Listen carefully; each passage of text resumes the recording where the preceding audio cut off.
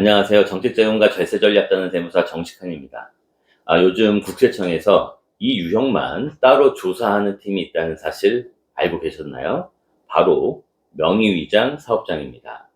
이게 한번 걸리면 부가세에서 소득세, 건보료까지 3단 폭탄이 순서대로 터지는데요.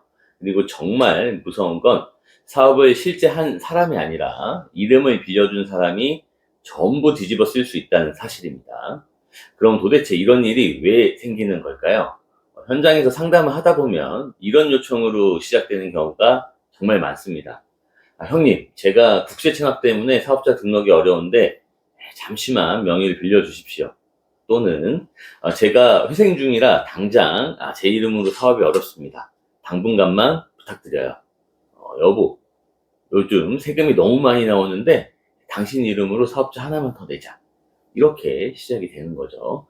당장 도와줘야 될 것 같고 가족, 지인 관계라 거절하기도 어렵습니다. 잠깐만 빌려주면 괜찮겠지라는 생각도 들고요. 하지만 이 구조를 잘못 이해하면 몇 년 뒤에 몇 천만 원, 몇 억의 세금과 함께 책임이 몰려올 수 있습니다. 대부분은 좋은 마음으로 시작했다가 위험에 빠져요. 명의대여는 겉으로 보기에는 같아 보이지만 실제로는 전혀 다른 두 가지의 유형으로 나뉩니다. 그리고 그 유형에 따라서 국세청의 적발 방식, 리스크의 크기, 그리고 대응 전략이 완전히 달라지는데요. 오늘 영상에서는 첫 번째, 나는 어떤 유형인지, 두 번째, 국세청이 실제로 어떤 기준으로 단속을 하는지, 세 번째, 내가 하려는 업종은 어떤 리스크가 있는지 이 세 가지를 한 번에 파악하실 수 있도록 정리해 드리도록 하겠습니다. 이 구조만 정확히 이해하셔도 세무조사 가능성이 대폭 축소될 거고요. 그리고 부가세, 소득세, 건보료로 이어지는 시간차 폭탄을 사전에 차단하실 수 있을 거예요. 그리고 가족이나 지인관계에서 발생하는 갈등을 예방하실 수 있고, 그리고 수천만 원, 수억 원의 세금 위험도 사전에 예방하실 수 있을 겁니다. 이렇게 미리 막을 수 있는 문제들이 정말 많습니다. 그래서 막연한 두려움이 아니라 정확한 실무적 이해를 바탕으로 여러분들이 가장 현실적인 선택을 하실 수 있도록 제가 도와드리겠습니다. 그럼 시작합니다. 먼저 명의대여의 유형입니다. 아까 말씀드린 것처럼 명의대여는 겉보기에는 같아 보여도 실제로는 두 가지 전혀 다른 유형으로 나뉩니다. 네. 첫 번째 유형은 내 이름으로 사업자 등록을 하기 어려운 분들이에요. 예를 들면 국세 체납이 있거나 보증사고 이력이 있는 분들, 그리고 회생이나 파산하신 분들이 있겠죠. 이런 분들은 현실적으로 다른 사람 이름을 써서라도 사업을 해야 합니다. 내 이름으로는 사업자 등록이 안 돼요. 그렇다고 평생 해온 일을 당장 멈출 수도 없죠. 그래서 이런 분들한테 명의대여를 하시면 안 됩니다라고 말하는 건 현실성이 없습니다. 이분들에게 중요한 건 지금 내 상황에서 어떤 리스크가 있고 또 어떻게 해야 내가 그 리스크를 최소화할 수 있는지를 정확하게 아시는 거죠. 근데 문제는 이런 내용을 안내해 주는 사람이 없다는 거죠. 만약 기장을 하신다면 담당 세무사에게 한번 물어보십시오. 어떤 이야기를 하는지 한번 들어보시고 비교해 보셔도 좋을 것 같습니다. 그리고 두 번째 유형은 사업자 등록은 가능하지만 세금을 줄이려고 타인 명의를 쓰시는 경우입니다. 이런 경우는 생각보다 흔한데요. 종합소득세의 누진세율이 워낙 높다 보니까 가족 명의로 사업장을 여러 개 운영하시는 분들이 많이 있습니다. 예를 들면 남편 명의로 사업자 하나, 그리고 아내 명의로 사업자 하나, 이렇게 나눠서 운영을 하시는 거죠. 즉 사업자를 여러 개를 만들어 매출 쪼개기를 하는 겁니다. 우리 입장에서는 뭐 절세 전략처럼 보이겠지만 국세청에서는 당연히 그렇게 보지 않겠죠. 왜냐하면 세법은 항상 실질가세, 즉 실제 누가 이 사업장을 운영했는가에서 출발하기 때문입니다. 그래서 이런 경우에는 사업장의 구조 관리가 굉장히 중요한데요. 어떻게 관리를 하느냐에 따라 별개 사업장으로도 볼 수 있고 또 명의위장 사업장으로 볼 수도 있습니다. 이 경우에는 법적인 형식과 운영 주체를 정확히 구분해 주는 게 매우 중요합니다. 만약 이러한 관리가 제대로 되지 않는다면 결국 여러 사업자로 나눠 놓은 매출이 다시 한 사람에게 합산되는 일이 발생할 수도 있을 겁니다. 그럼 어떤 경우에 국세청에 적발되는 걸까요? 업종에 따라서 적발되는 방식이 완전히 다릅니다. 그래서 이걸 모르고 시작했다가 뒤늦게 문제가 터지는 사례가 정말 많습니다. 첫 번째, 국세청이 가장 빠르고 쉽게 잡는 업종은 이 업종인데요. 바로 세금계산서 중심의 B2B 업종입니다. 요즘에는 거의 다 전자세금계산서를 발행하실 텐데요.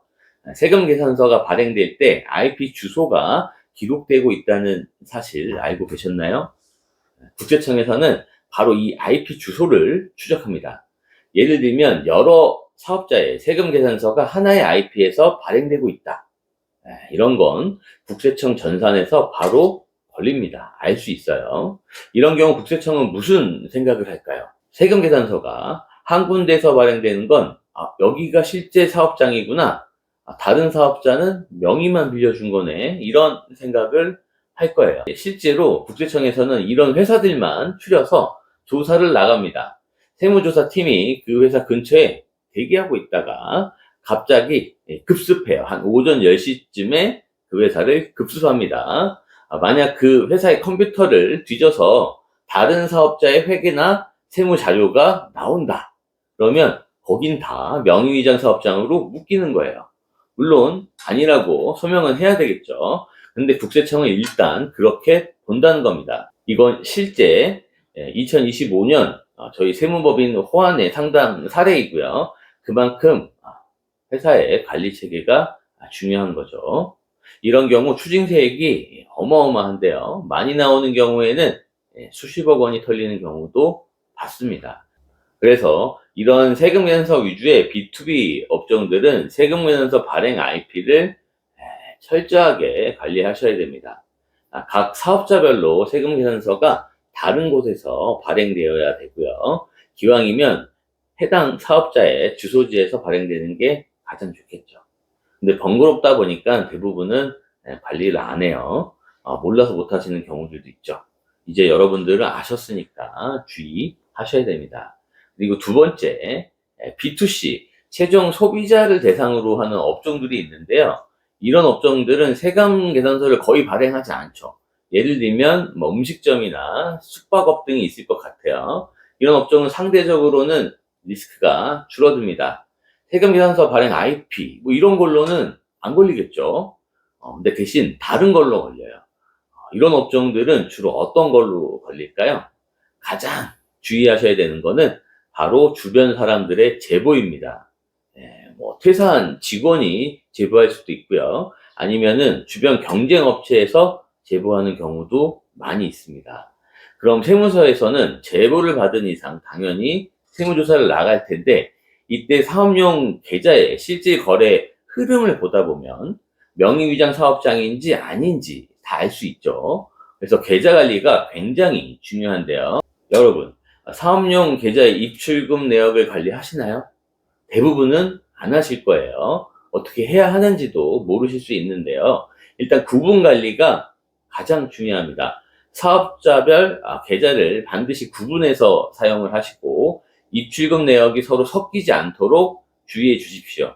예를 들면 A 사업장의 매입 대금이 B 사업장에서 나가고 B 사업장의 매입 대금이 A 사업장에서 나가는 경우가 정말 너무 많아요. 특히 개인 사업자분들은 이런 계좌 관리가 안 돼서 문제가 되는 경우가 정말 많습니다. 유의하시고요. 그 외에는 매장의 CCTV 이런 것들도 보는데요. 서류상은 이제 A의 사업장인데 매일 현장에서 일하고 있는 사람은 B다. 그럼 국세청은 여기는 실제로는 B의 사업장이구나 라고 생각할 수도 있는 거예요. 그리고 요즘에는 전자상거래 많이들 하시죠. 이런 업종은 디지털 패턴이 그대로 남기 때문에 주의하셔야 되는데요. 쇼핑몰 관리를 하는 IP가 어디냐 이런 부분들도 신경 쓰시면 좋을 것 같습니다. 그래서 오늘 설명드린 이 구조만 알고 계셔도 사업을 시작하기 전에 리스크를 스스로 점검하실 수 있고 불필요한 조사나 세금 폭탄도 사전에 피하실 수 있을 겁니다. 정말 많은 문제들을 예방하실 수 있을 거예요. 이제 마지막인데요. 명의대여의 정말 무서운 점은 바로 시간차 폭탄 구조입니다. 문제는 대부분 바로 터지지 않죠. 서서히 리스크가 올라가다가 한 번에 팍 터진다는 게 진짜 문제인데요. 한번 적발되면 2년에 걸쳐서 순차적으로 부가세, 소득세, 건보료가 터질 겁니다. 예를 들면 첫 번째 부가세는 폐업한 다음 달 바로 고지가 나올 거고요. 그리고 두 번째 소득세는 그 다음 해의 5월 달 마지막, 건보료는 그 다음 해 9월, 10월에 터질 거예요. 그리고 이건 당해년도분만 그런 거예요. 만약 세무조사를 받는다면 이거는 얘기가 완전히 달라집니다. 과거 5년치를 소급해서 한 번에 부과를 할 건데요. 그야말로 수억 원의 폭탄이 터질 수도 있습니다. 그럼 세무사님 어떻게 해야 되나요? 이런 말씀 하실 텐데요. 핵심 체크 포인트는 세 가지입니다. 첫 번째, 나는 어떤 유형인가 아셔야 되겠죠. 어쩔 수 없어서 그렇게 하시는 건지 아니면 세금을 줄이기 위해서 그러시는 건지 한번 판단해 보시고요. 그리고 두 번째, 내 업종은 어떤 식으로 적발되는가 보십시오. 그리고 마지막 세 번째, 그 구조에서 어떤 리스크가 발생하는지 이 세 가지만 체크를 하셔도 현재 내 위치를 알 수 있고 앞으로 어떻게 대응해야 할지 방향이 명확하게 잡히실 겁니다. 결국 명의대여는 되냐 안 되냐의 문제가 아니라 지금 구조에서 안전한지 앞으로 어떻게 대응해야 할지 이게 핵심입니다.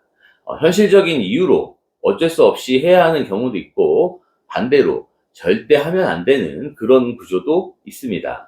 하지만 이 판단은 세무뿐만이 아니라 법무, 노무, 자금의 흐름까지 모두 얽혀있는 복잡한 구조입니다. 그래서 개인이 혼자 판단하기 어려울 수 있습니다.